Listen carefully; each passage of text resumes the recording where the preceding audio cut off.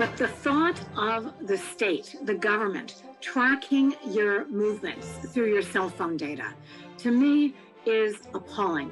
Location data is extremely rich. You can track somebody over time, where they've gone throughout the day, what contacts they've had, and the idea is to put that into use to do effective contact tracing. Well, I think just generally people should be much better informed than they have been, that not only can they track you, but in the case of phones, they can listen to you. From the Zoomerplex in historic Liberty Village, theZoomer with Marissa Lennox. Welcome to theZoomer, I'm Marissa Lennox. On today's show, we'll be discussing privacy expectations during a state of emergency or global pandemic, how surveillance systems are being used to track and monitor the spread of the pandemic, and the privacy implications for Canadians. Does public health safety ever outweigh concerns about individuals' privacy? At the round table, we have Mara Vistendahl, a journalist whose articles have been published in The Economist, Popular Science, and Wired, and the author of the new book, The Scientist and the Spy. She's also been featured as a speaker on stage at Moses Znaimer's Idea City. Matthew Fisher has been a foreign correspondent for over 30 years, and he's also been an Idea City speaker, speaking specifically on privacy and surveillance. And Anne Cavoukian, former 3-term Privacy Commissioner of Ontario, now leading the Global Privacy and Security by Design Centre. But before we dive in, let's tee up the talk. From the U.S. to Israel to China, governments around the world are using technology to track the spread of COVID-19. In China, CCTV cameras are being used to monitor those under a 14-day quarantine. Israel and Singapore have deployed facial recognition cameras and phone tracking technology to monitor the spread of the disease. And South Korea is using credit card transactions to map out the movement of people. Those in favor say it's a matter of public health safety, but others fear government overreach. In the meantime, the U.S. is discussing the use of location data. Canada won't rule it out. You know, Anne, people normally think about health privacy as the relationship that they have with their doctor and sort of the ethical and legal concerns around that. But in this environment, it looks very different, doesn't it? Totally.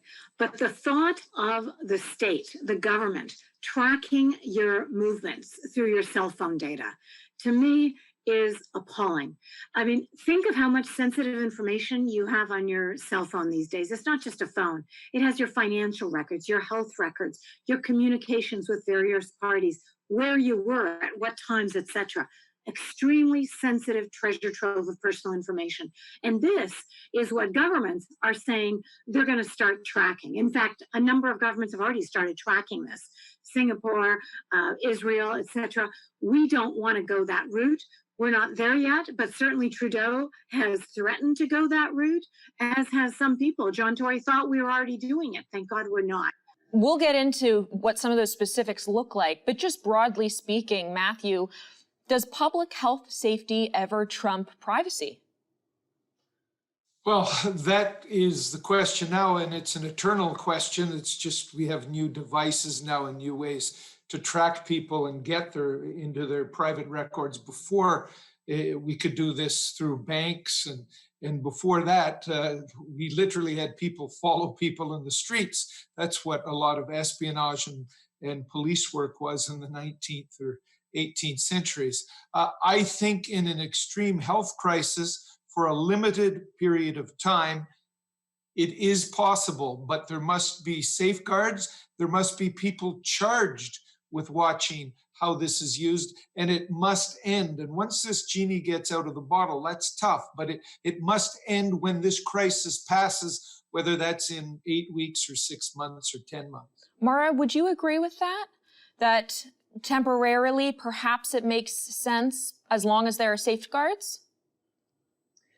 Yeah, I mean, so my background is having been a reporter in China for many years, where I've done extensive reporting on the reach of the surveillance state, and that has been very quickly laid bare in the reaction to the coronavirus outbreak.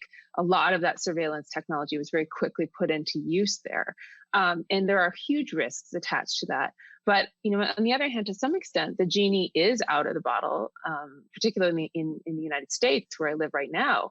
And this information that's being collected by tech companies is used every day to sell people things like skin creams and vacations.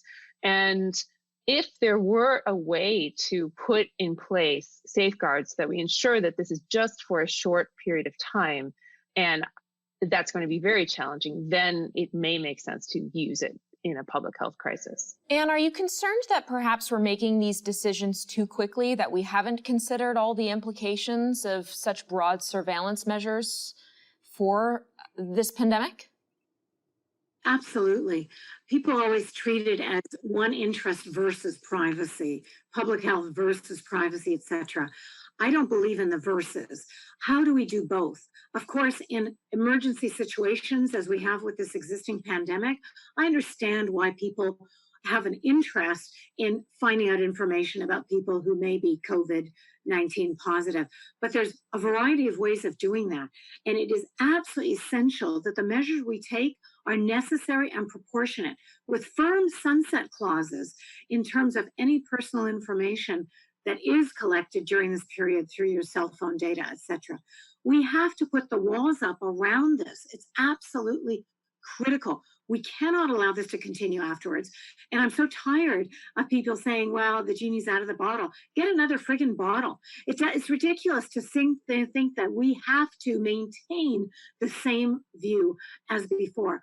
Privacy forms the foundation of our freedom. We cannot have free and open societies without privacy. We have to find a way to preserve it, and we can. So we can't only be concerned about the existing pandemic. Of course, there's concern for that, but you have to look at what's going to happen afterwards, which is why we need very firm sunset clauses and accountability to ensure that this doesn't continue. I guess, we normally see these types of measures during wartime or other types of crises. I mean, does it really warrant it for COVID-19, Matthew? Well, I'm not a medical person, but it does seem that this disease is going around the world very quickly. It does seem that we pass it on to each other. It does seem that measures to distance each other from each other help, and also that if people don't stay home, we've seen all these really egregious examples of kids on the beach in Florida, people massing in parks in Vancouver, kids in Kingston, Ontario at Queen's going out at night, hundreds of them into the street to celebrate St. Patrick's Day by having a beer together in great close proximity.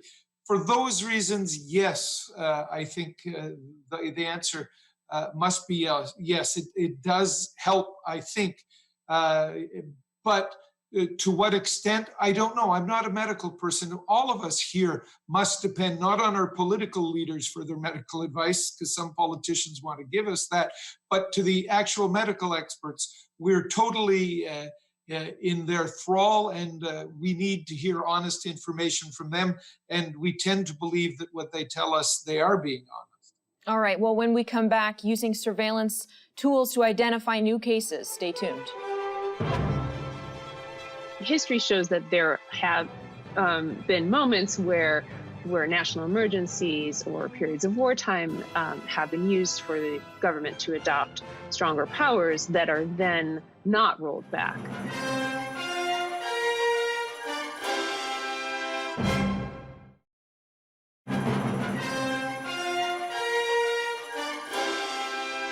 Welcome back. Governments are beginning to step up their surveillance of citizens to help stem the spread of the coronavirus. Google and Facebook are reportedly in active talks with the U.S. government to use location data from mobile phones to track the spread of the disease and to gauge the effectiveness of calls for social distancing. And the UK's top scientist has endorsed the use of contact tracing, the process of tracing people that have been in contact with an infected person. Now, even Toronto Mayor John Tory has said that the city has started to use location data to find out where people are gathering. Now, I understand he's since walked that back because it somewhat conflicts with the federal government's policy, but Anne, your take on this? It's the fact that he believed that was taking place and thought this was a good idea, tracking individuals' cell phone data. It just disturbs me so much because the level of surveillance that would enable the government to engage in. The problem is, you see, governments could continue to use the same tools to track individuals for other purposes after this pandemic has subsided, has ended. We have to be vigilant about ensuring that there are very strong protective measures around this. We need to stem overreach and promote scrutiny in terms of any use of cell phone tracking of data. And governments around the world are already engaging in this. And somehow people are thinking, this is okay. It's no big deal. We have to do it because, after all, there's this pandemic emergency. Yeah. Well, we need to actually scrutinize that thinking and really reflect on what it will do to society as a whole once that passes. I guess what I'm trying to understand is, what are they doing with this data? How is it being used, Maura? Well, the idea is, location data is extremely rich. You can track somebody over time, where they've gone throughout the day, what contacts they've had, and the idea is to put that into use to do effective contact tracing. But the issue, as Anne raised, is that there are very few protections in place now for data privacy. And if this were an opportunity to finally put those in place, that would be a great thing. If we said there's a short window in which this data might be used in a very limited, perhaps anonymized way to do this tracing, and then afterward we will implement these very strong protections, that would be great. I mean, history shows that there have been moments where national emergencies or periods of wartime have been used for the government to adopt stronger powers that are then not rolled back afterward. So, like in the United States after 9/11, for example. And that is certainly a risk as well. What should be our expectation of privacy, Matthew? I mean, we use the internet, we purchase these smartphones, we know that they have the capability of tracking us, of geo-targeting us. What ought to be our expectation? Well, I think just generally people should be much better informed than they have been, that not only can they track you, but in the case of phones, they can listen to you. There are ways to turn on your conversations. I don't think people are generally aware that if your phone is on you and somebody else's phone is on you, massive computers can crunch all the phone numbers and put you with that person together and say, well, for 11 minutes, you were in very close proximity to so-and-so. I know that in the United States, this has been used as sometimes by agencies of the US government to keep track of drug dealers, for example, to see how they're meeting overseas. This is going on, but this is happening to us every day, not just with Facebook and Google. Video cameras are nearly ubiquitous. China is on a campaign right now to put tens of millions more of those cameras out there. It used to be that Britain was the world leader in terms of having these cameras all over the place that were used by police and for good purposes very often in terms of stopping people. But in China, they are everywhere, and small towns are ending up with thousands of these cameras, and they have little offices in town where they follow you all. It is insidious. What about the phone conversations we're having? Could that be used, Anne, to determine whether or not someone has COVID-19? Is anyone listening to our conversations? God, I hope not. May I just make one comment about China? This is exactly the last place we want to be like. They have a system of social credit scores where they determine everything about you. Everything about you is known by the state, and it is used to penalize you in ways that we can't even consider. So the last thing we want is to go in the direction of surveillance, like China and other countries. Our phone conversations, touch wood, are relatively strongly protected depending on what kind of instrument you have. I have an iPhone. Apple goes to great lengths to provide end-to-end encryption, very strong protection of data. That's what we have to insist upon. Now, there are other ways of tracking us, CCTV cameras, thermal scans. How are those used, Maura? Well, to go to China, so I've written pretty extensively about the social credit system, and soon after the outbreak of COVID-19 in February, the government called on tech companies to help with tracking people.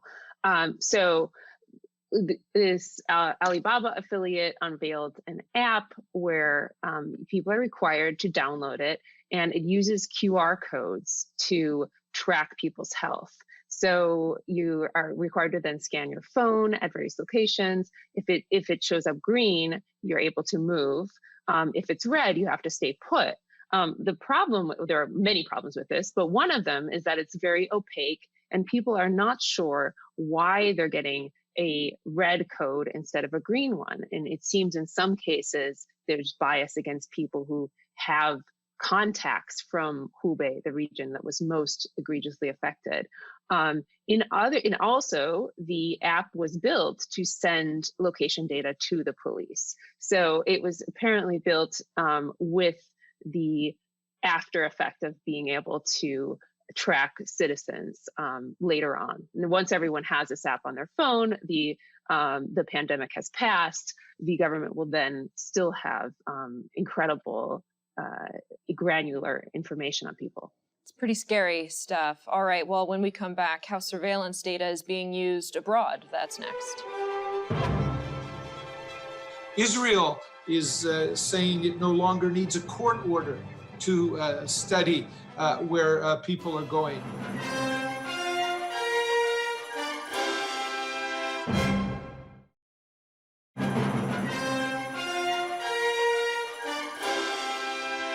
Welcome back. We've been talking about the different ways our personal data is being collected in the age of the coronavirus. But how is that data being used? In Singapore, one of the first places hit by the coronavirus, detectives are tracking potential positive cases to try to stay ahead of the virus, while also publicizing the places where others may have been at risk of infection. What is the impact of all of this? Matthew, I'll go to you first. Singapore is using big data to track people. What's happening over there? Well, what they've done is created a system of alerts so that the authorities, but also the individual themselves, can tell when they're in proximity to people who have tested positive, or as you say, in an area that is a hotbed. There is good in this if it prevents somebody, of course, getting the infection. The bad part of it is it gives tools to governments and also potentially to corporations as well to study exactly where you're at. 11 countries at least have used the coronavirus to promulgate new laws or just give themselves powers using telephone data. South Korea has done it. Iran, everybody in the country was compelled to download an app with a kind of sinister name, AC-19, and that would show whether you've been tested or not. Israel is saying it no longer needs a court order to study where people are going. Taiwan knows the moment you leave your house because of the data that they've got. Anonymous information, that is, they don't know who you are, is being collected by Italy, by Austria. Poland, you take a selfie photograph of yourself. You must send it to the authorities, and they keep track of this to make sure that you're in your house, that you've not gone out and mixed anywhere else. The United Kingdom is considering using telephones, and of course, Prime Minister Trudeau has said in the last few days that if it comes to that, Canada would consider doing that too.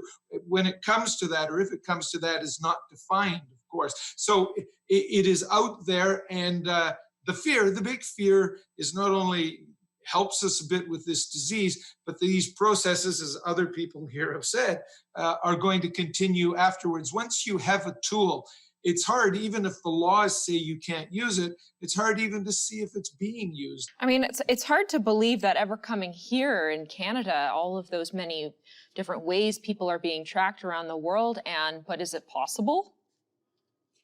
Oh, it just makes me cringe. The thought of having our freedoms curtailed in that manner, it's appalling.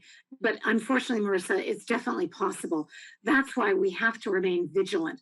As you noted, as was just noted, Trudeau hasn't said we will not consider this. He's actually open to considering if things get worse. And the problem is trying to stem this kind of overreach afterwards is incredibly difficult. I was privacy commissioner for a long time, and trying to pull back this kind of power from governments once they've been granted it in this context, extremely difficult. And they love it.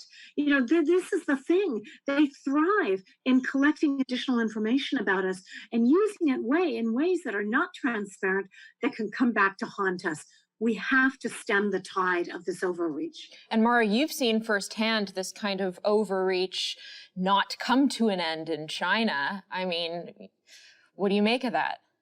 Well, I mean, so one issue to note with China and a number of other East Asian countries is that it's in this multi-pronged approach. So the use of tech companies and this techno-authoritarianism, that this massive surveillance infrastructure that's been put into place over the past few years, that is a major part of it. But at the same time, they've also used these somewhat almost cultural revolution style tactics of nailing people's apartment doors shut, banning travel, but literally putting up walls within neighborhoods or nailing a compound shut. And so those tactics have been used in tandem with that surveillance, and other countries have then unveiled massive testing efforts and have just generally come at this from all sides, both approaches that preserve civil liberties and those that don't. And so then if you look at a country like the United States, where I am, we failed at testing, we have failed at getting enough equipment for our hospitals, we have very poor national leadership in terms of coming up with a plan for how we're going to fight this pandemic.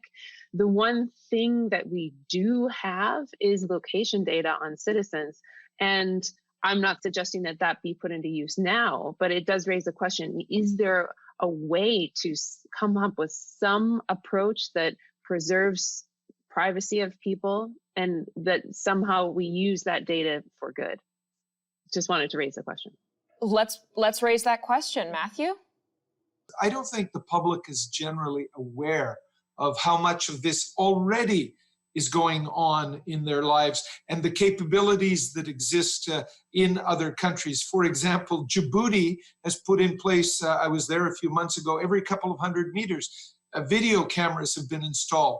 And I asked, how is this controlled? And the fellows showed me a couple of buildings, and they said Chinese are in those buildings, and they do the entire system for us. In Kandahar, when I was there embedded with the Canadian military, we were all required by the US military, although it was a NATO, not a US base, to we had to provide fingerprints and retinal scans, and those go into the US database forever. And that was to track journalists there and to make sure that we were who we said we are. Well, it's, of course, with journalists, they like to think they have the most rights at all. This stuff is going on all over the place. We speak about coronavirus now. That's good. Maybe that will get the public to pay attention.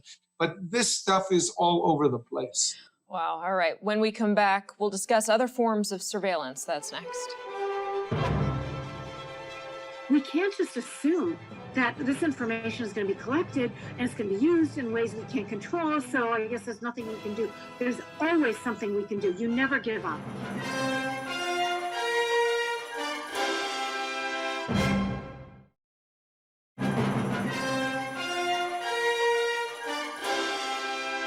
Welcome back. Hong Kong is using electronic wristbands to ensure returning travelers remain at home for 14 days.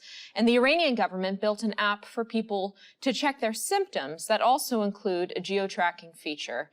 Could Canada be headed in this direction? Should we be? Anne, I'll go to you first here. You hear about these wristbands. Oh my Is God, it possible? No, we have to prevent this. You see, this is the problem. Once you start down the path of this kind of digital tracking, then it becomes much more difficult to put the brakes on it. That's why we have to do it right from the beginning, right from the outset. I know that a lot of information is being tracked, especially when you travel abroad, but that doesn't mean that we have to just assume that's going to be the norm here in Canada, where we value privacy enormously. And we have privacy commissioners in every province, federally. We have wonderful oversight. We have to continue down that path. And please don't be sucked in by the view that, well, it's happening everywhere anyway. I guess there's nothing we can do.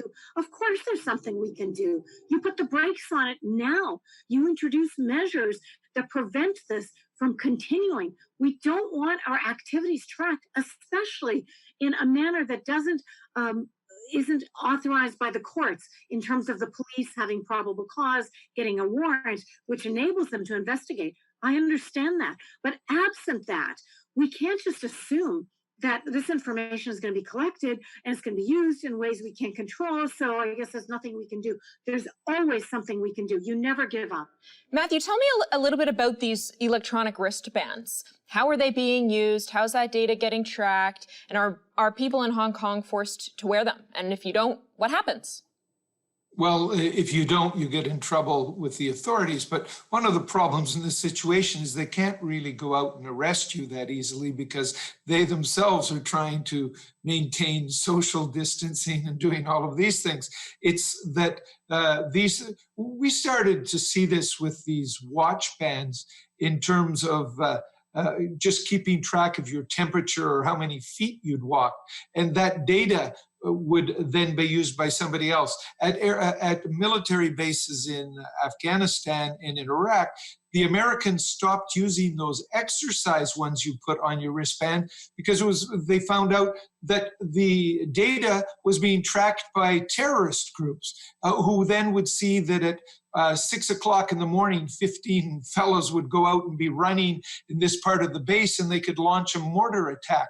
According to all of that, it is everywhere. Hong Kong, I have not been to Hong Kong for a little while, but slowly the Chinese ethos or the ideas of the philosophy of the Chinese Communist government is seeping in there, and all the liberties that were promised in the deal that brought Hong Kong out of the British orbit into the Chinese orbit, what was it, 1996 or 1997, those things have eroded. This is just another example, and it certainly, these new technologies are being used to track protesters as well over there, people who object to the communist regime. It's being used for political, not just health reasons. You know, Mara, I feel like those at home are could perhaps be thinking we're being slightly alarmist. But I don't know. I mean, we talk about Big Brother tracking our every movement. We think that, it's just conspiracy theorists who believe that. But actually, Big Brother is tracking our every movement. Yeah, so in much as the reach of the techno-authoritarian state has been laid bare in China, I think we'll see some of that happening in the West as well. That certainly happened in Israel already, where people wake up one morning and get a text message saying, you've been in contact with a COVID-19 patient and you need to quarantine. And people did not know that the state was tracking them that way. And Hong Kong is an interesting case because for many months, people there have been wearing masks as they go out in the streets and protest in an effort, both because of tear gas, but also in an effort to evade facial recognition. And now you have a number of AI companies updating their algorithms so that they can still recognize people who are wearing masks. And now that everyone's wearing masks in order to prevent themselves from getting infected. So this is going to be a really critical moment for privacy and for tech companies, and could reshape our lives for years to come. But tech companies seem quite willing to participate. And Anne, I know you and I have spoken extensively about how facial recognition can be misused and manipulated. What's your take on that? Totally, but I don't want to leave this on a negative note because there's so many positive things that are developing. There's an amazing, actually, Israeli company called DID that has developed this amazing technology that obscures your facial images so that even with facial recognition, it won't identify who you are. It may look like Ann Cavoukian, but the AI won't be able to make that determination. There's all kinds of technology, even here at U of T, very similar. So the fact that facial recognition is growing doesn't mean that we can't introduce measures to control it. Also, with CCTV cameras, you can encrypt the video feed so that, yes, it's picking up things, but nobody has access to it unless they have a warrant. I don't want people to give up. And let's not forget the European Union. They introduced an amazing law 2 years ago called the General Data Protection Regulation that increases privacy dramatically, increases control of your personal information dramatically, and includes my privacy by design framework for the first time. So positive developments are also taking place that will curtail the movements of this kind of digital tracking as a result of the pandemic that unfortunately is taking place right now. But we have to place limits on it and not give up on privacy or our freedom as a result. All right, I agree with that. When we come back, enforcement of directives to self-isolate in a time of COVID. That's next. If you have a cell phone, everybody already knows where you are. Anybody who wants to know where you are or who you're calling or what you're doing, they already know.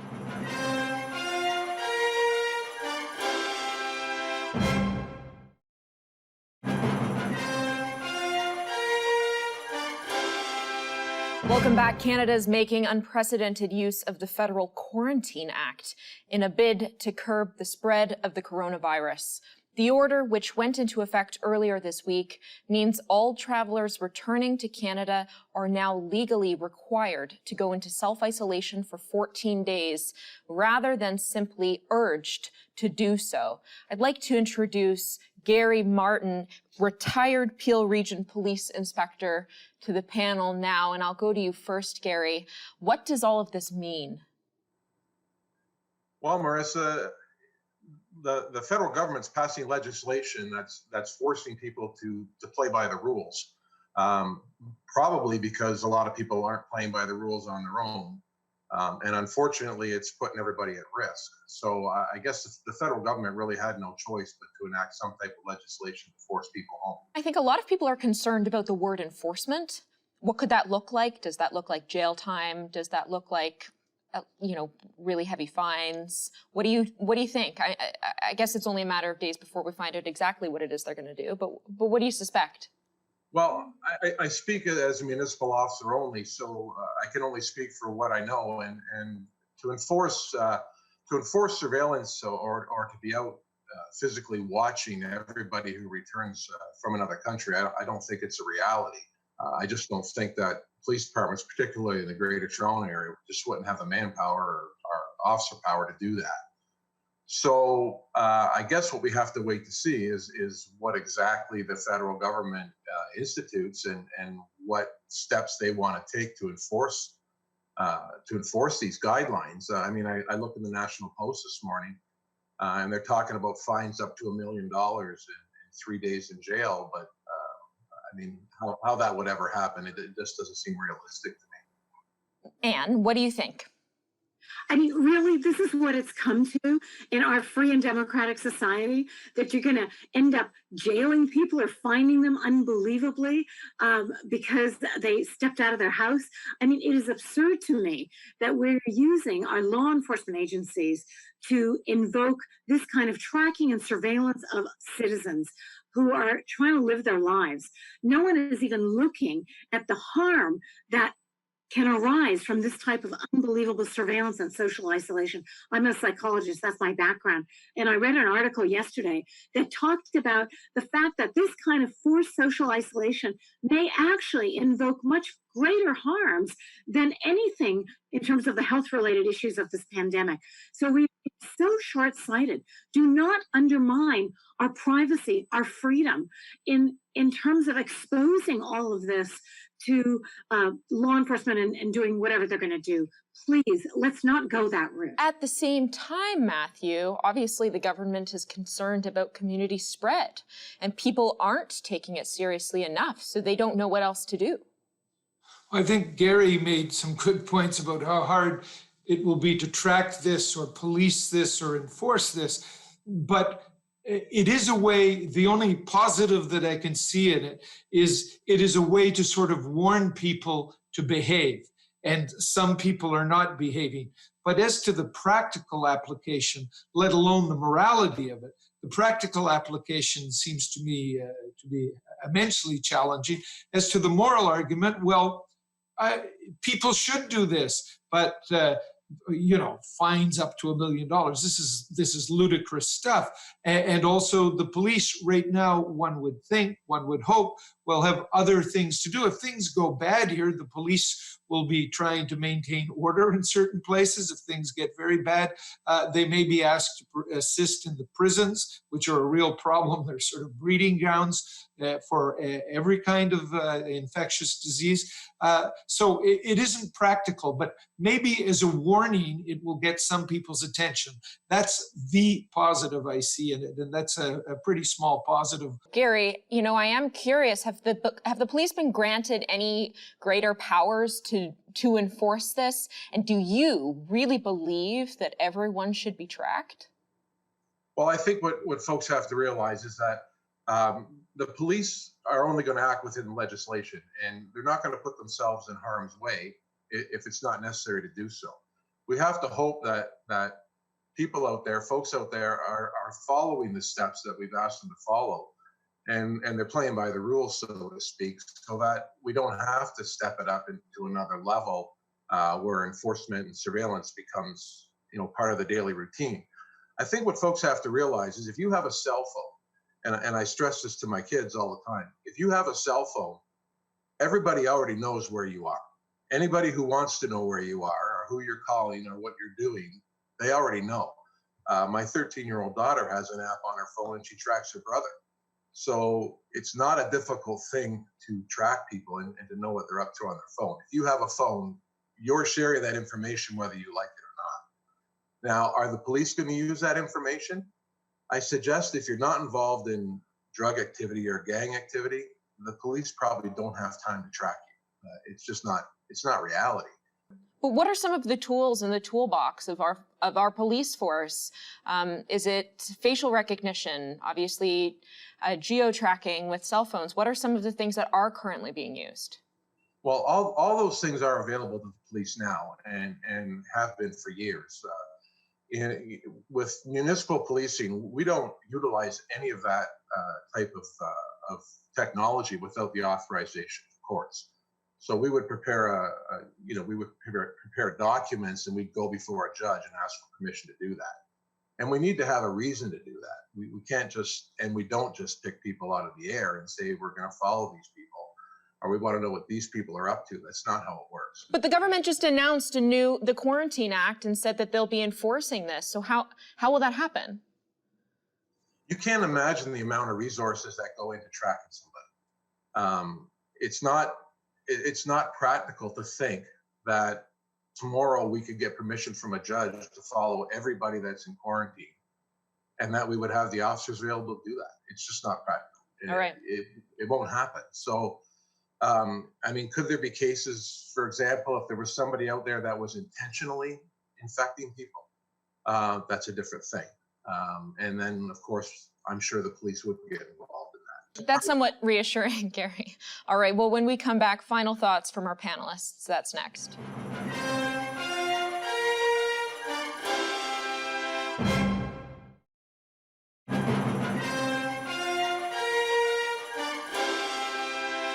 Welcome back to theZoomer. It's time for final thoughts from our panelists. So we'll start with Mara.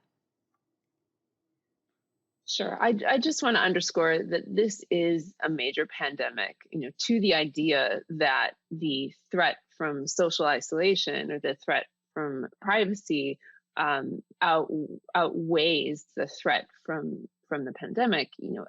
There is a lot of evidence that if we do not act fast, millions of lives will be lost. I'm a science journalist. I covered previous outbreaks in China. I'm very, very concerned about the spread of the coronavirus, and how we react to it now is critical. But I think we need to do that while putting privacy protections in place, and also everybody stay home. All right, Matthew. Well, I agree, and I think the first priority at this exact moment is to do everything we can and then roll back after this passes, or put those things in a corner where they would require specific acts of parliament or whatever. This is an opportunity, though, I think, to make the public more generally aware. I don't mean this program, but just generally that they're more aware of how everything they do is looked at. Most of us don't really think about that at all.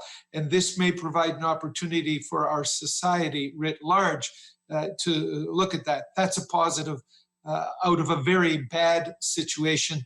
Let's hope these measures that are being put in place still have some legal oversight, and that they do not last beyond the end of this crisis, whenever that end is. Gary. I think, Marissa, what's important is that you have to realize crime hasn't stopped, and the police are still busy doing what they do every day, and putting themselves in harm's way, because obviously when you arrest somebody, you have to have close contact with them. All we ask is that folks play by the rules, follow the rules, so that the police don't have to get involved in any of this enforcement, and that'll just be the best for everybody. And Anne. Let us not be short-sighted. We need to stem overreach on the part of the government in response to the pandemic. The pandemic will pass. It will end, and we will have to continue. What our world looks like afterwards is what is critical. Freedom, to me, is more important than virtually anything. You cannot have freedom without a foundation of privacy. Let's make sure that any emergency measures that are introduced have clear sunset clauses, they're transparent, they're responsible, and people act accordingly. And we have to hold people accountable that this will end and things will return to the previous levels of privacy and freedom we enjoyed. We have to insist upon that. Well said. All right. Well, thank you to my panelists for being here. That's all the time we have. We'll see you soon. For now, it's time to zoom out.